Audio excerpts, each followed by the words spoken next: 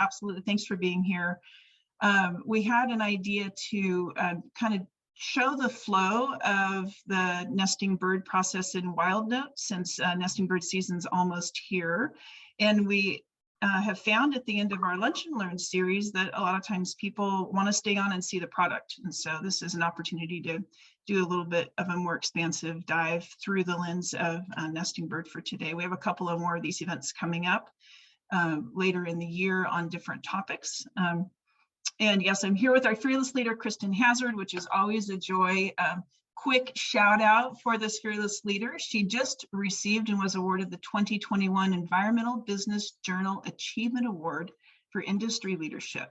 And she really is, that's so great. We're so proud of her and being under her leadership. And one of the things that some of you on this call who know Kristen, but who might not know about this aspect, is that she is vice chair of the Climate Coalition here in San Luis Obispo. So she not only runs this business, but she also really is involved in our climate issues locally and on a bigger scale. So thank you for all of your service in that regard too, Kristen.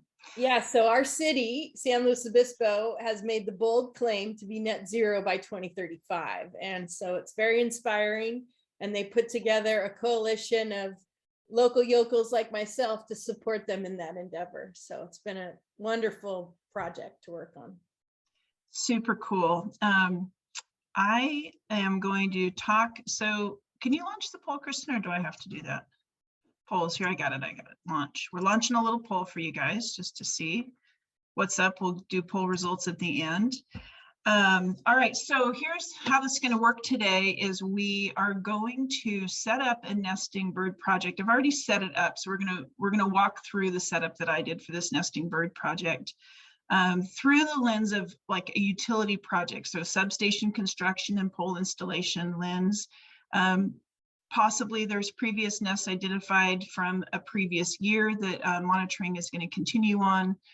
New nest surveys will be happening, ongoing monitoring of those nests identified throughout nesting bird season, and possible buffer changes. So that's the idea behind this. We have quite a few customers who use Wildnote.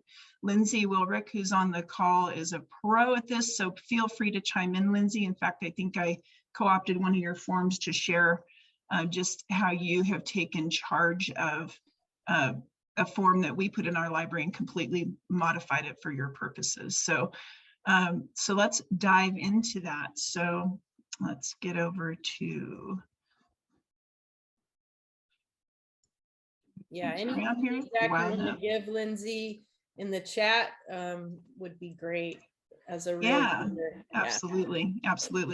Okay, so for those of you, we've got a mix here. We've got people on the call today who are current customers who want to learn more about how to do this, and then we have people on the call who are not. So just real quick high-level view, Wildnote is a platform that is comprised of a web app and then a corresponding app for iOS and Android devices that you can download from the App Store for field data collection. Everything with Wildnote starts on the web app. This is where you'll set up your projects, and it's where after your data has been synced from the field, you'll come back to do your data QA, QC, and exporting. So what you see on the screen right now is the web app, and this is the projects page. So I've set up a nesting bird generic implementation project, and for those of you who'd be following along, you can click new project and name the project according to whatever the construction compliance project is, or however you'd be using this for your nesting bird surveys. And then from there, I'm just going to take you right through what the process is. Here's what I did. So first I set up the project, and then the very next thing I did was I went to find the form that I wanted to use for this particular project. Now, I've got a few different choices that I've already added to my project survey form library. What you'll find in the Wildnote library over here is this Bio 04 nest survey. People, what I've learned is there's a lot of different ways to do this work. And that's one of the beauties of having a platform like Wildnote, is that you can really make it what you want it to be. So in this case, just to show you the Wildnote library, there's a lot of biological forms in here as well as construction compliance monitoring forms, but you'll find this nest survey under the biological Bio04 nest survey. Now, one of the things that I've learned with nest surveying is that some people want to have all their information contained in one survey. So their initial nest identification, and then they want to use that same form for their ongoing monitoring. Other people want to break that apart and they want to have an initial nest form. Lindsay calls it a nest initiation form, and that's the first sighting of the form and the documentation around that. And then continued monitoring is on a separate form, and that's tied together with the nest location. So either of those work, and I think it really depends on project parameters. So back over to the project library, I added in our Bio04 nest survey, but I also have been working on a different version of that, which I call the nest survey and monitoring report. So for today's purposes, this is the one that I'll be showing and demoing. Again, anytime that there's a form in our library that is not locked, this is up for you to modify. And a lot of people will, like I said before, bring in a form, and then they'll look at the structure and they'll figure out what their own project parameters are. So let's just have a look at what this nest survey and monitoring report looks like on the website, what you would observe, and then I'll show it as well on my tablet.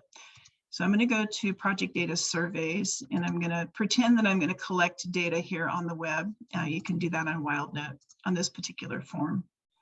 It's loading up. I think the point, Nancy, we want to get across is that we've got starter forms in the library. We've got experience with different ways of tackling this problem, and we've got the flexibility in the platform to meet the needs that you have. Yeah, so, that's perfect. And a lot of time that might take you having a conversation with Nancy about what's going on, but you know, don't hesitate to reach out for that so we can get you set up the right way for your bird nesting project. Exactly. Thank you for that, Kristen. That's a great summary. So this is what this form looks like on the front end. You can list what type of nest observation you're completing. Let's say it's a new nest observation, then you'll get a species list drop down. You can search this species list. It's the ABA bird list, so you can smart search this by common name, scientific name, or code. And from there, you can drop a point from where you're standing, and then you can create a new nest ID for that nest. And I'll show how that works on the mobile device as well. Then we have a general information section, which can be expanded to suit your needs, weather, which everyone always collects, and then construction activity details here. You can see we've got, you know, drop-down lists with all kinds of activity details, and this can be modified again. If you choose other, you'll get another construction activity box, description of proposed activities, and then nest information as it relates to the bird. And then we have a nest details section, and you can, based on different answers in here, then different things will be expanded. Different questions will be shown based on that. So we do have very robust hide and show rules, so you can really show what you need when you need it. So for example, if we were to answer yes to this buffer modification question, then you would get additional information listed here to answer about the buffer mod. And then of course, photos, which are always you know, very important in the work that you guys do. So that's the first thing we would do would be to grab which form we're going to be using and then create our modifications for that for the project.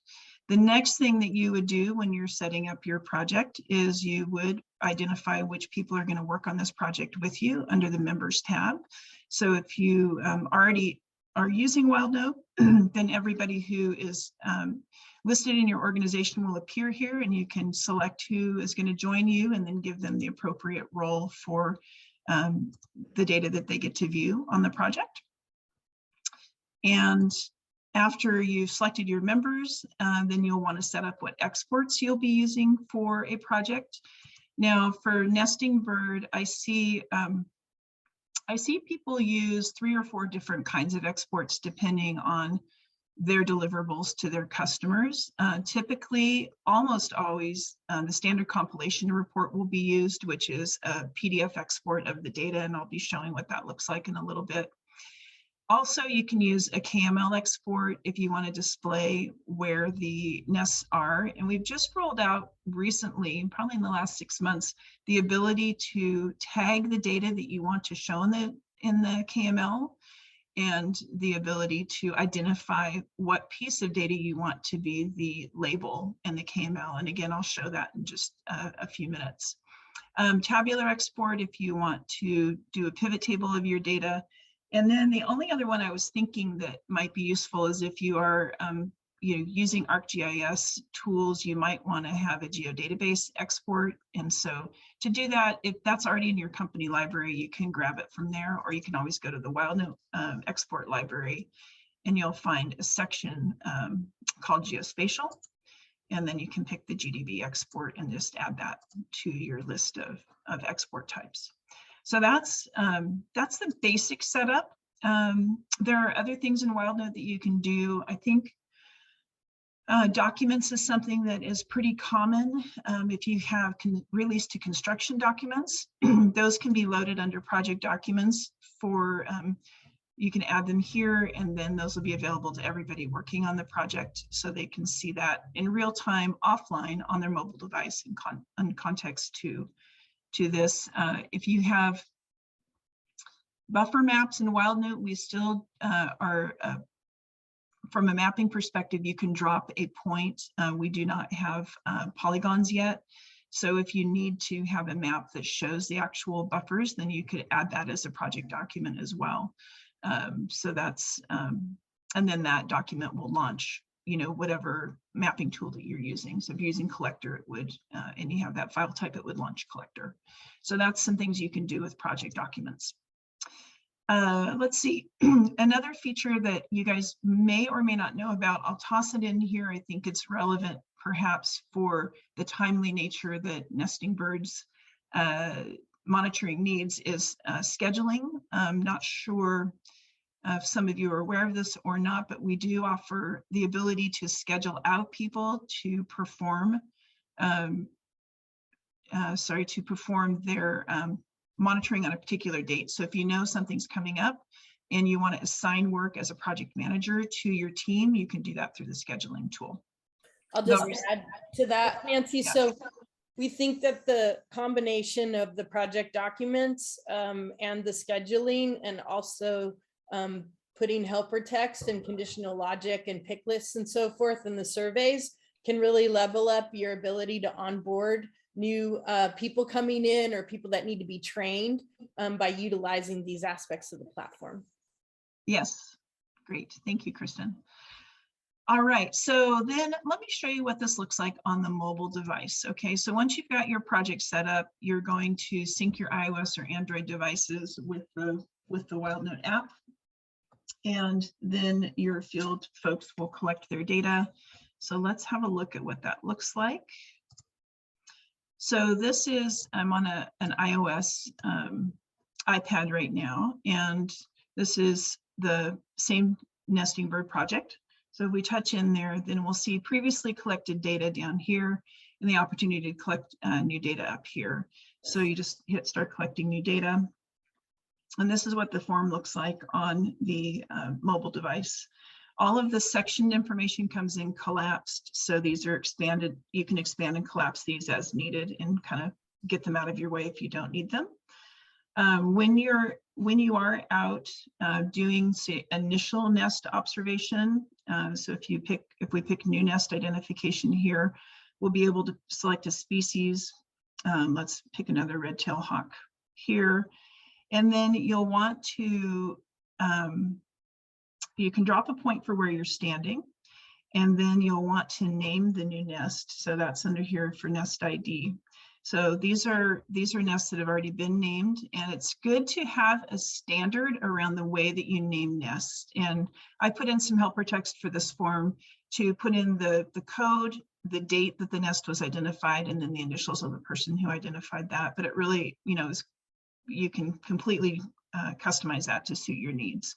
So to make a new nest, you just hit the secondary green plus, and let me do this really quick. THA, and then underscore, put in some.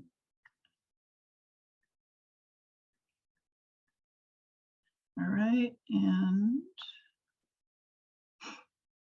then my initials. And we click OK. Now, one of the nice things that you can do in Wildnote is, as you can see here, there's a little pin next to the nest ID. If you touch that, then you can launch a map, because we all know that you're usually not standing under the nest. So you can, as Lindsay, who's on the call, says, throw the point, right? So you can move the base map, I'm just touching it with my finger, to where the actual location of the nest is. And then once you've got that, just hit the green check mark up here. So you can actually have a fairly accurate, a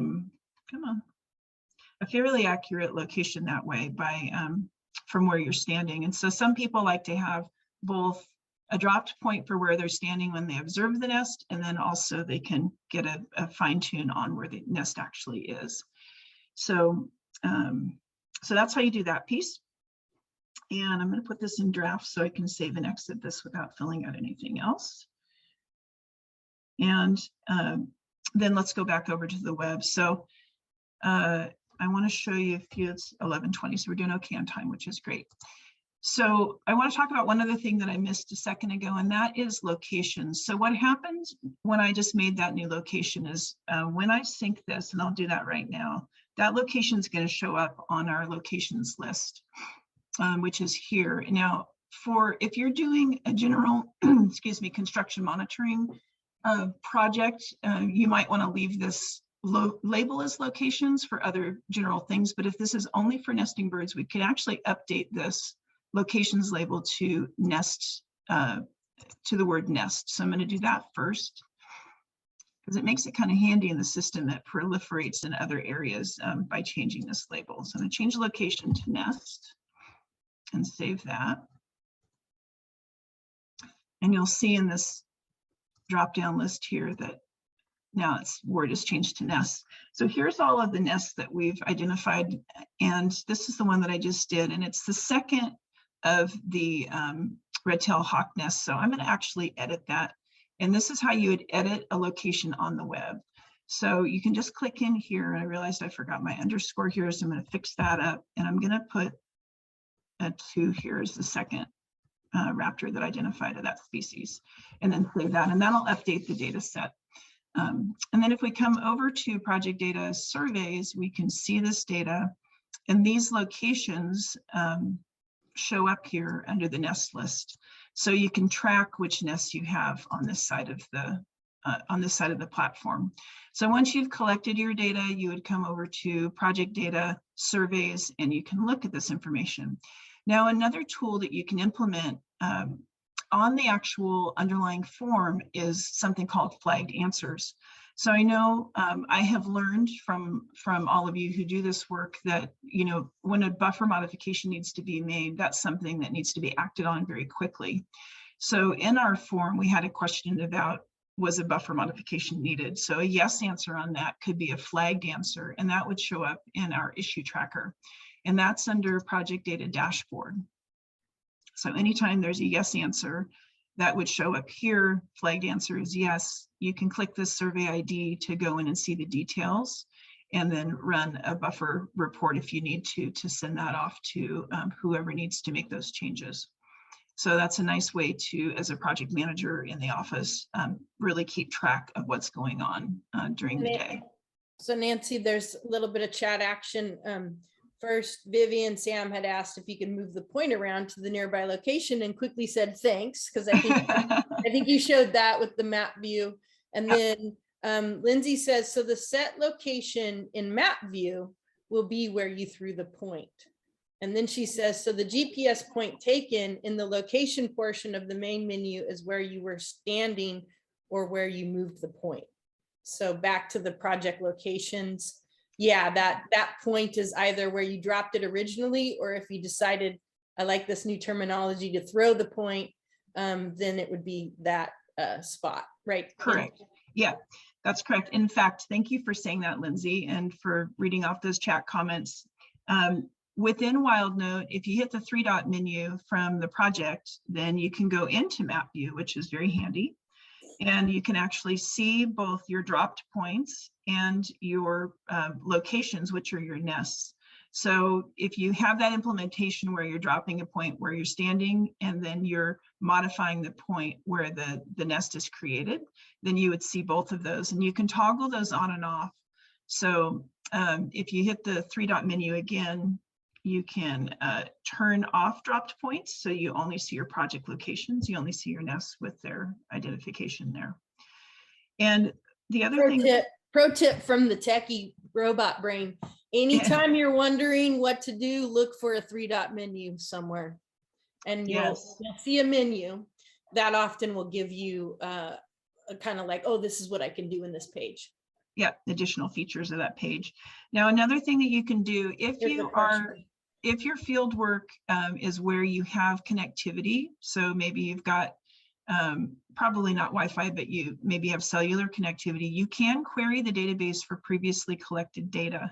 So if we go to, let's see, I think it's this one here. If you touch the point, you'll get a view history. You can also start a survey from here. So if we hit view history, it takes a second to pull the information in, but it's going to pull in all data associated with that particular nest. So if here's the original, this is the original nest identification here.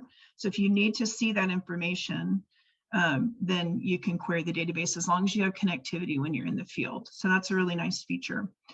Nancy, there's a question for Margaret Walsh.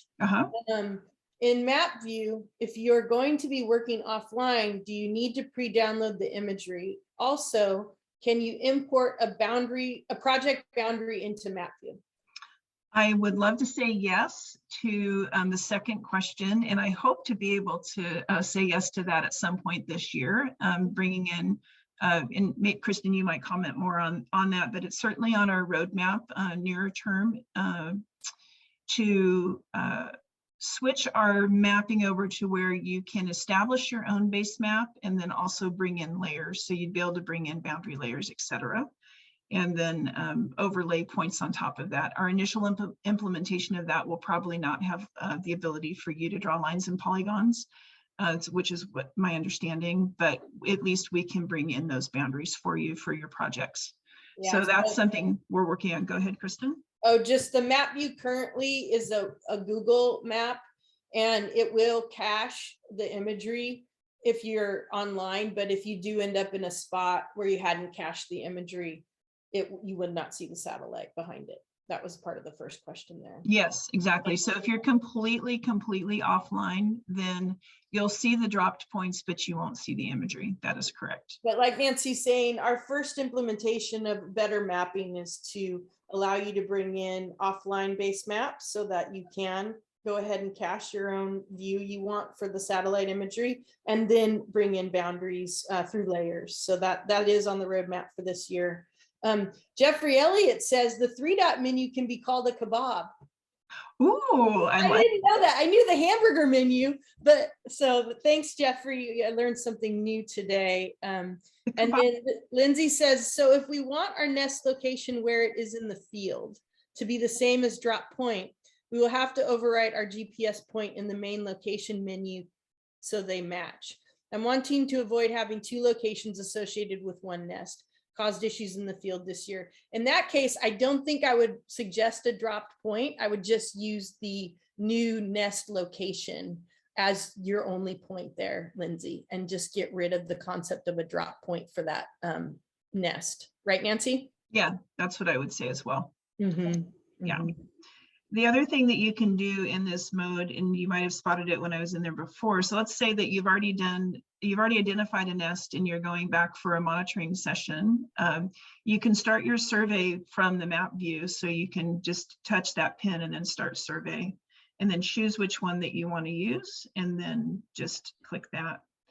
And that location then is automatically populated in that survey. All right. Lindsay's saying if you do that with just the location, can it still be thrown? And I think we just coded that up recently, right? Where you can now throw the project location as well. Yeah. Yeah, Lindsay, that's absolutely correct. So to demo that just real quick, let's go out here. He's happy. We got a woohoo. Yeah, I thought that we had talked that through, but let's just verify that. So we're coming in here, we're starting a new nest. It's going to be how about a crow? And oh, that's not my species. You're doing the name. Yeah, you're doing the name. Okay.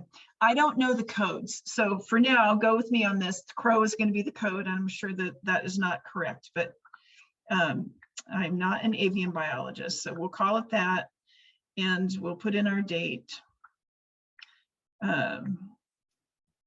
Oops, 02 102022, not 2000. It's like the hardest part of the data. I know, good, Indy, and I'm not even putting in the underscores because I can't find that on here right now.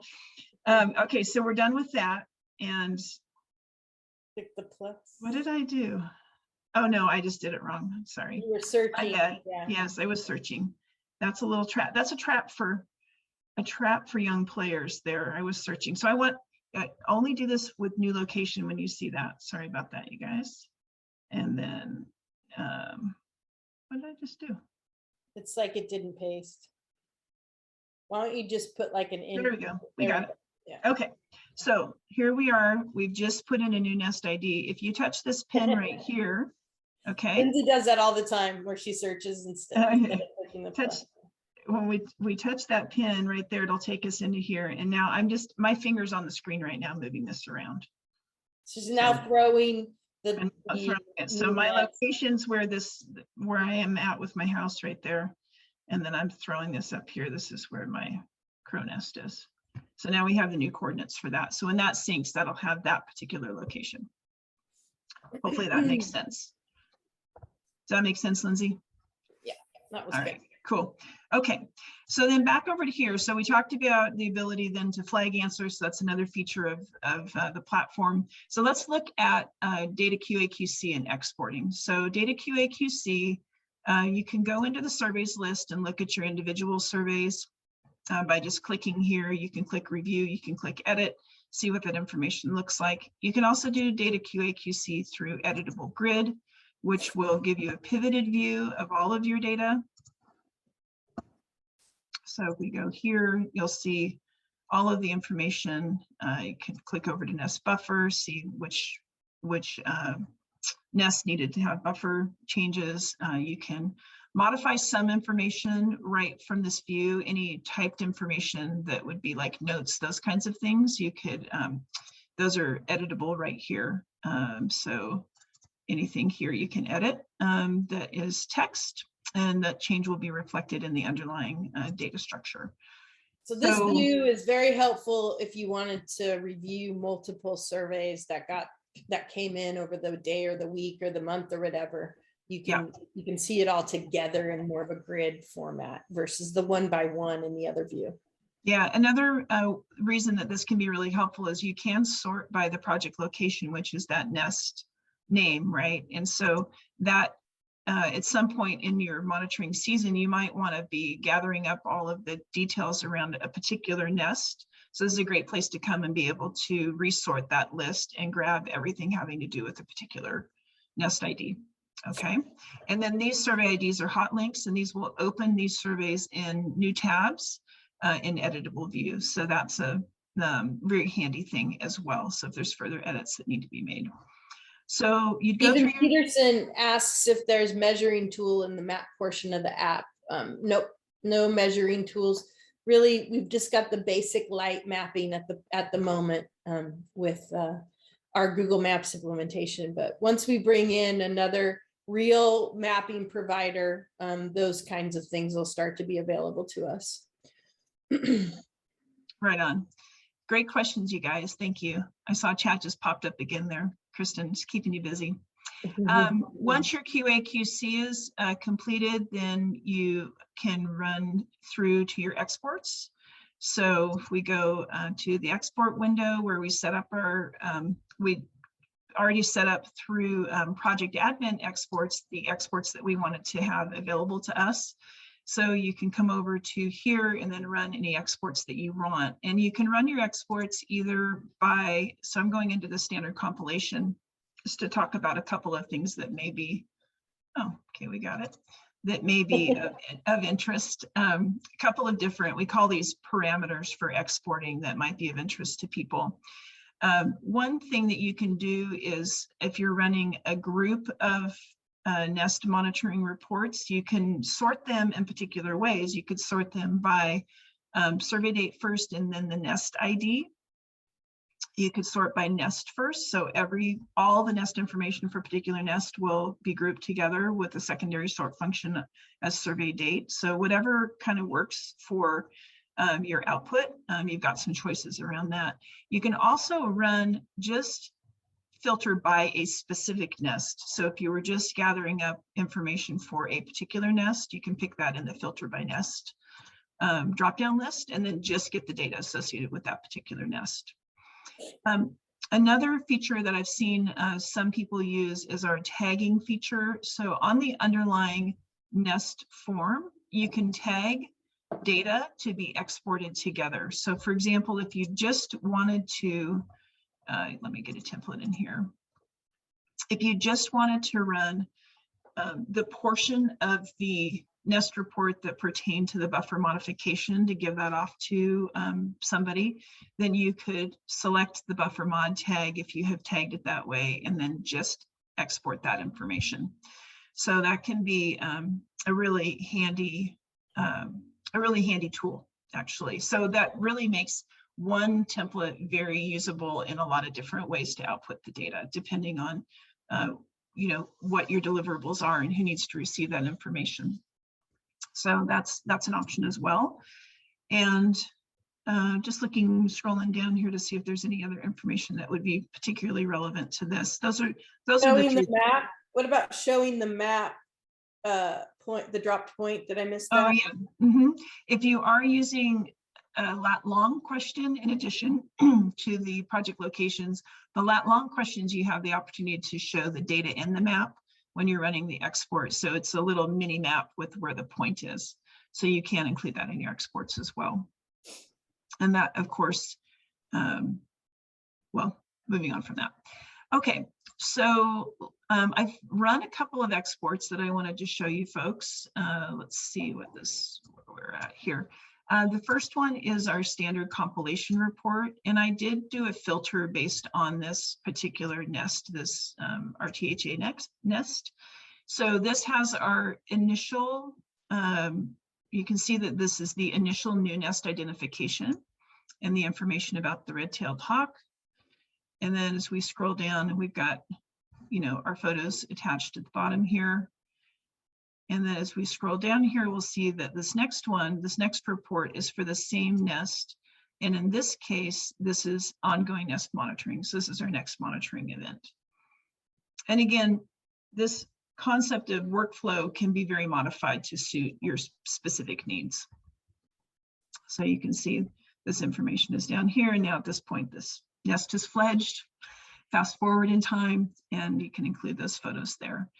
So that's an example of this export. And then you can also, I said, run your data through to a KML export. And I've tagged the underlying, again, goes back to this tagging concept on the actual underlying survey form when you're building your form. We've created some KML tags that allow you to tag particular pieces of data to show up either as a label or in the little pop-up box. So I chose the species of the bird to be the label in the KML export. And then I tagged up a little bit of information to include here. So I included the nest activity status, the contents, the breeding status, and the fledge date. Of course, you can pick whichever questions you want to appear in this pop-up box. And you can also bring the photos in if you want. Yeah, and so over here, I think if we scroll in, we'll have the photos as well. Oops. I guess they're not. Oh, no, the photos I grabbed from online, so there's no coordinates with them. If you take your photos from within Wildnote, the coordinates will be with those photos and they would display in the KML as well. So this is drop points and project locations both. I have a question on something else when you're Mhm. done with this, but it's a really good one. Okay. So, and then when you run the KML export, you can also run it by project location, which would be your nest. When you named your nest, that's what you're seeing here. So you could do that, and then you can have the dropped points as well, which you're displaying that way. All right, go for the good question. Okay, this is a great one from Sherry Montanona.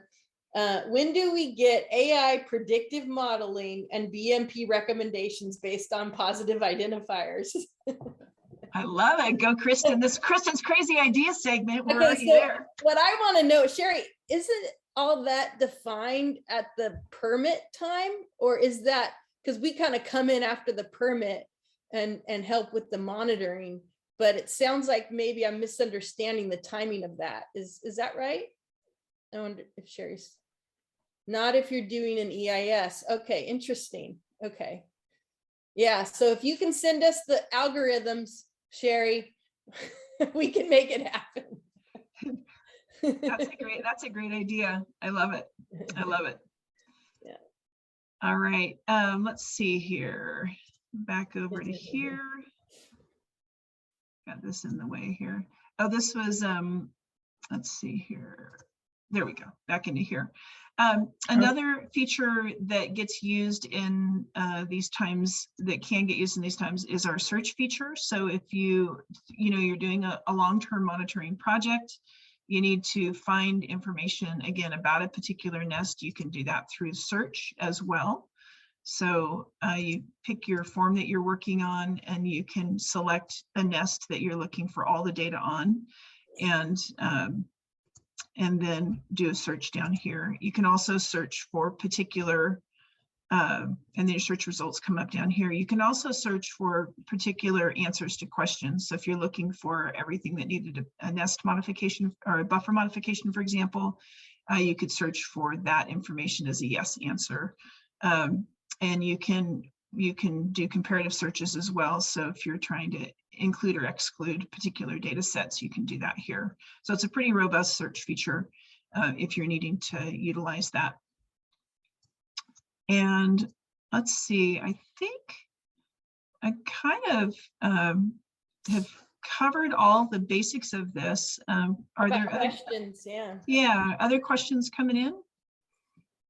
Not, I think I've been handling them as they go, but now if there are any other questions, ideas, holes that you might see in terms of the way you do the monitoring. Yeah, nothing coming in though. So for those of you who have used Wildnote for nest monitoring who are on this call, feel free to put in chat the number one thing that you wish it would do. Stephanie, great question about pricing and where to find that.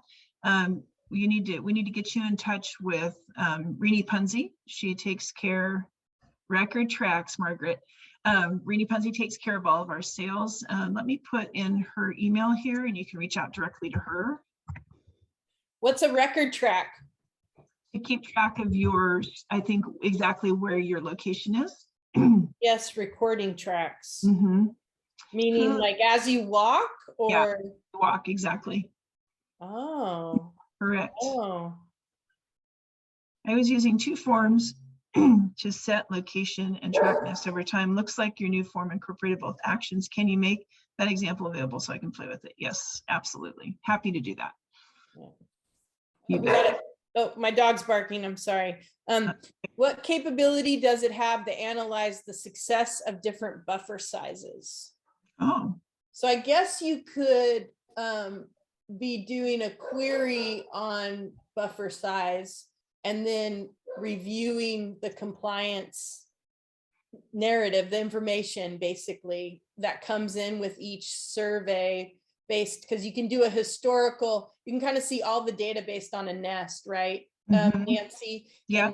And you would know that. Then she adds thinking that after the season, it would be helpful to know what worked and what didn't, right? Exactly. That's exactly the kind of stuff we'd like to be involved with, because as part of our mission, we'd like to use the technology to help with, maybe less onerous or better permitting conditions that protect, but also, might keep things moving. So, yeah, that's a great idea. And I could see us coming up with some some ways to actually do the analysis and display that in a dashboard view as well.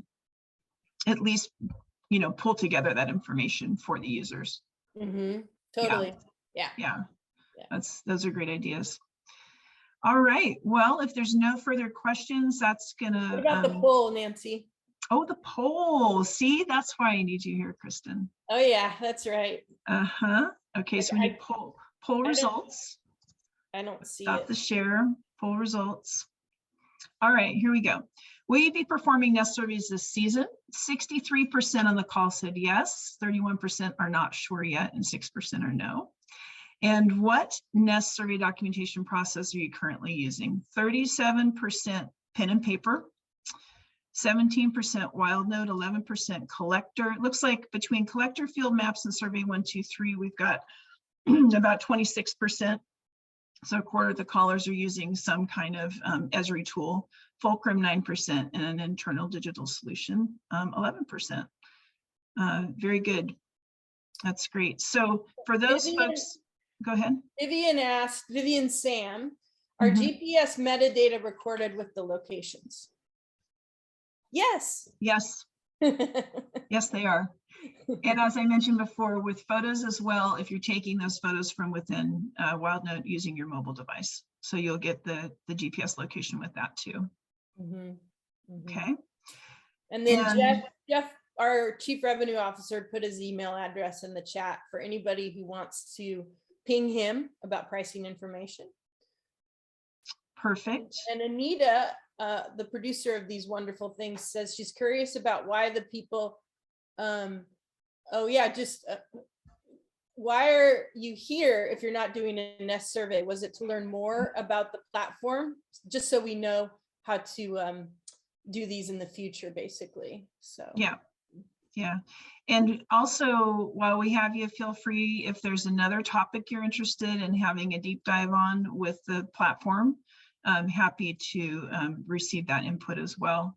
Do we have any topics planned out for the future? We do, and I was going to share my screen again, and we'll go show what the so Stephanie came asked if there'd be a recording of this available. Yes. Anita will produce the video after this and send a link out to everyone registered for the event. So yeah. So upcoming, our next Lunch and Learn is March 10th. That's connecting the dots between project execution and better business processes.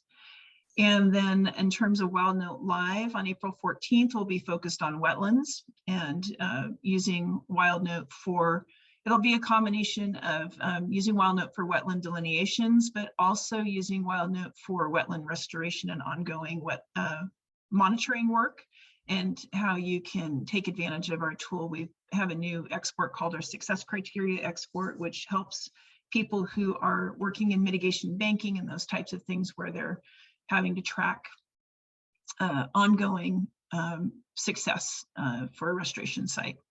We can save you weeks of time on that. Yeah. It's pretty amazing. Yeah. And then on June 9th, we'll have a focus on archaeology, and that Wildnote Live event will be hosted by Rachel Roden, who is both on our customer success team here and also an archaeologist herself. So if you have colleagues who are in the CRM world, feel free to share that information with them. I got a question from Steph in. Does this work with document trees and plants? Documenting trees and plants? Yeah, absolutely. We have a very robust taxonomy framework within Wildnote where you can, in fact, I can show that. Yeah, so we have a couple of minutes left. You talk about it and I'll show it. We've got wildlife, we've got plants, we've got metadata associated with both wildlife and the plants. And we've got the ability to put in your own custom metadata, the ability to create your own list so that it's filtered out on the form side. I think of all the data collecting, we're the one with a actual taxon framework that's robust for both plants and animals. Yeah. This is the back-end form builder, where you would actually build a form, and where we built this form. And there's a question type called taxonomy.